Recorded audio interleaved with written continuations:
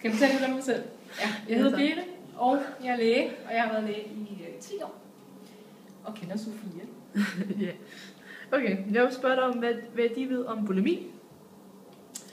Bulimi, det er en tilstand, hvor typisk er det piger, men det er ikke lige så godt være drenge. Men der er en overvægt af piger, og de har et lidt abnormt forhold til mad, så man ikke spiser regelmæssigt, man kan overspise, og bagefter ikke ud og kaste op, eller lave overdreven motion. Eller... Hvorfor tror de årsagen deres bulimi? Det er højst sandsynligt de idealer, som der er i diverse blade, at vi skal leve op til en bestemt vægt, og sådan set.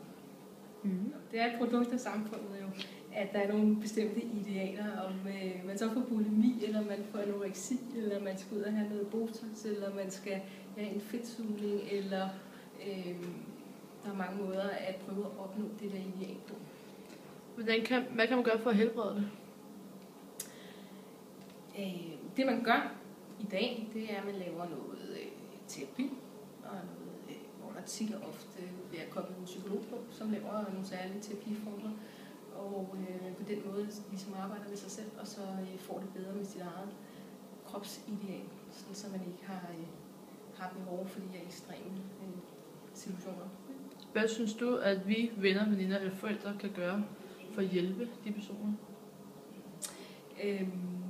Man kan gøre det, at man altid skal behandle folk pænt og lade være med at komme med alle mulige negative kommentarer om, hvordan de ser ud og hvad deres vægt er, og, fordi det påvirker folk. Hvis de får at vide, at noget ikke er, som samfundet ligesom dikterer, det skal være. Synes du, at vi skal fortælle det til en psykolog eller til forældrene, hvis personen har bulimi, og ikke selv vil sige det ud til lægen eller hvem det nu kan være? Det er meget situationsafhængigt af, hvem det er, men i bund og grund synes jeg, at man først skal tale med den person. Man kan ikke man kan ikke hjælpe folk, mindre at de selv er klar over, at de har et problem. Ja, tak for det.